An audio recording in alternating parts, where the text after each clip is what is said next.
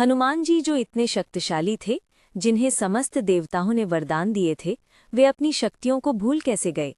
रामायण में जब समुद्र पार करने की बात आई, तब जामवंत जी को हनुमान जी को उनकी शक्तियों का स्मरण कराना पड़ा। आखिर ऐसा क्यों हुआ? आज हम आपको इसी रहस्य की पूरी कथा सुनाएंगे। केसरी नामक वानर राजा थे और उनकी पत्नी थी अंजना। अंजना देवी ने वर्षों तक भगवान शिव की कठोर तपस्या की थी। उनकी भक्ति से प्रसन्न होकर भगवान शिव ने वरदान दिया कि वे स्वयं उनके पुत्र के रूप में जन्म लेंगे। इसी बीच अयोध्या में राजा दशरथ ने पुत्रेष्ठी यज्ञ करवाया। यज्ञ से प्राप्त खीर का एक अंश वायुदेव ने उठाया और अंजना देवी को प्रदान किया। इस प्रकार भगवान शिव के अंश और वायुदेव की कृपा से एक तेजस्वी बालक का जन्म हुआ। यही बालक थे हनुमान। हनुमान जी वायुदेव के पुत्र थे, इसलिए उन्हें पवन पुत्र भी कहा जाता है। बाल हनुमान अत्यंत शक्तिशाली और उतने ही शरारती थे। एक दिन प्रातःकाल की बात है।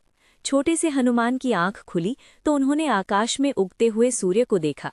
लाल नारंगी रंग का सूर्य उन्हें किसी पके हुए फल जैसा लगा। बाल हनुमान ने सोचा, अरे वाह, कितना बड़ा और सुंदर फल है, मैं इसे खाऊंगा। और बस वे आकाश की ओर उछल पड़े। वायुपुत्र होने के कारण उनकी गति अद्भुत थी। वे तेजी से सूर्य की ओर बढ़ने लगे। संयोग से उस दिन सूर्य ग्रहण का दिन था। राहु सूर्य को ग्रसने के लिए आ रहा था।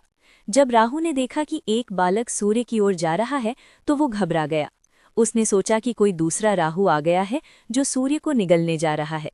राहु तुरंत इंद्रदेव के पास पहुंचा और शिकायत की, देवराज, कोई मुझसे पहले सूर्य को खाने जा रहा है। ये मेरा अधिकार है, आप कुछ कीजिए। इंद्रदेव अपने वाहन ऐरावत पर सवार होकर तुरंत वहां पहुंचे। उन्होंने देखा कि एक छोटा सा वानर बालक सूर्य की ओर बढ़ रहा है। इंद्र को क्रोध आ गया। बिना सोचे समझे इंद्रदेव ने अपना वज्र हनुमान जी पर चला दिया। वज्र का प्रहार सीधा बाल हनुमान की ठुड्डी पर लगा। हनुमान जी मूर्छित होकर पृथ्वी पर गिर पड़े। उनकी ठुड्डी यानी हनु टूट गई, इसीलिए उनका नाम हनुमान पड़ा। जब वायुदेव ने देखा कि उनका पुत्र मूर्छित पड़ा है तो उनका क्रोध 7वें आसमान पर पहुंच गया। उन्होंने अपने पुत्र को उठाया और एक गुफा में चले गए। और फिर वायुदेव ने वो किया जिससे पूरी सृष्टि कांप उठी। उन्होंने संपूर्ण ब्रह्मांड में वायु का प्रवाह रोक दिया।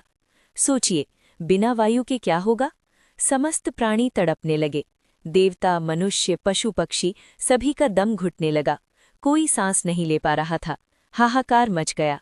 सभी देवता घबराकर ब्रह्मा जी के पास पहुंचे। ब्रह्मा जी समझ गए कि वायुदेव को मनाना होगा। सभी देवता मिलकर उस गुफा में पहुंचे जहां वायुदेव अपने पुत्र के साथ बैठे थे। ब्रह्मा जी ने बाल हनुमान के मस्तक पर हाथ रखा और उन्हें पुनर्जीवित कर दिया। हनुमान जी की आंखें खुली। वायुदेव को कुछ शांति मिली, परंतु उनका क्रोध पूर्णतः शांत नहीं हुआ था। तब देवताओं ने निर्णय लिया कि वे बाल हनुमान को अद्भुत वरदान देंगे ताकि वायुदेव प्रसन्न हो। एक एक करके सभी देवताओं ने हनुमान जी को वरदान दिए। ब्रह्मा जी ने कहा, ये बालक मेरे ब्रह्मास्त्र से भी अवध्य रहेगा। इंद्रदेव ने, जिनके वज्र से हनुमान घायल हुए थे, उन्होंने क्षमा मांगते हुए कहा, इसका शरीर वज्र से भी कठोर होगा। मेरा वज्र इसे कभी हानि नहीं पहुंचा सकेगा।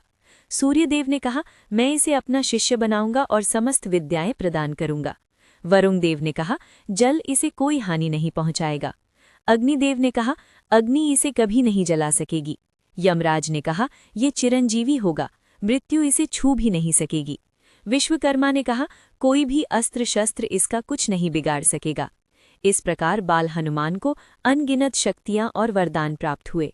वे लगभग अमर और अजेय हो गए। अब सोचिए, एक शरारती बालक जिसे कोई रोक नहीं सकता, कोई हानि नहीं पहुंचा सकता, वो क्या करेगा? बाल हनुमान की शरारतें बढ़ती ही गईं। वे ऋषियों के आश्रमों में जाते और उनके यज्ञ में विघ्न डालते। कभी यज्ञ की समिधा छुपा देते, कभी घी की मटकी उठा ले जाते। ऋषियों की तपस्या भंग कर देते, उनकी कुटिया उजाड़ देते, पूजा की सामग्री इधर उधर बिखेर देते। बेचारे ऋषि मुनि परेशान हो गए। वे हनुमान को दंड देना चाहते, परंतु दे नहीं सकते थे, क्योंकि हनुमान को तो देवताओं के वरदान प्राप्त थे। न अस्त्र उन पर चलता, न शस्त्र। अंततः ऋषियों का धैर्य टूट गया। उन्होंने मिलकर निर्णय लिया कि इस बालक को सबक सिखाना होगा, परंतु उसे मारा नहीं जा सकता था, तो उन्होंने दूसरा रास्ता अपनाया। ऋषियों ने हनुमान जी को श्राप दिया, हे वानर बालक, तू अपनी समस्त शक्तियों को भूल जाएगा। जब तक कोई तुझे तेरी शक्तियों का स्मरण नहीं कराएगा तब तक तुझे अपनी शक्तियों का ज्ञान नहीं होगा। और बस इसी श्राप के कारण हनुमान जी अपनी अद्भुत शक्तियों को भूल गए। वे एक सामान्य वानर की भांति रहने लगे। परंतु ये श्राप वास्तव में एक वरदान था। ऋषि जानते थे कि भविष्य में भगवान राम का अवतार होगा, हनुमान जी को उनकी सेवा करनी है। यदि हनुमान जी को अपनी शक्तियों का ज्ञान रहता तो वे घमंड में पड़ सकते थे, वे राम भक्ति में पूर्ण समर्पित नहीं हो पाते। इसीलिए ऋषियों ने ये व्यवस्था की कि उचित समय आने पर ही उन्हें शक्तियों का स्मरण हो। और वो समय आया रामायण काल में। जब माता सीता को रावण ने हर लिया तब वानर सेना ने उन्हें खोजा। सीता माता लंका में थी और बीच में विशाल समुद्र था। सभी वानर चिंतित थे कि समुद्र कौन पार करेगा। तभी वृद्ध और बुद्धिमान जामवंत जी ने हनुमान जी की ओर देखा। जामवंत जी को वो प्राचीन घटना याद थी। उन्होंने हनुमान जी से कहा, हे पवन पुत्र, आप क्यों चुप बैठे हैं? आप तो वायुदेव के पुत्र हैं। आपको समस्त देवताओं ने वरदान दिए हैं। आप सूर्य को निगलने चले थे। आपके समान बलवान कोई नहीं है। जैसे जैसे जामवंत जी बोलते गए, हनुमान जी को अपनी शक्तियों का स्मरण होता गया। उनका शरीर बढ़ने लगा, पर्वत के समान विशाल हो गए। उन्होंने गर्जना की और एक छलांग में समुद्र पार कर लंका पहुंच गए। तो मित्रों, यही कारण था कि हनुमान जी अपनी शक्तियों को भूल गए थे। ऋषियों का श्राप, जो प्रथम दृष्टि में दंड लगता था, वो वास्तव में भगवान राम की भक्ति का मार्ग था।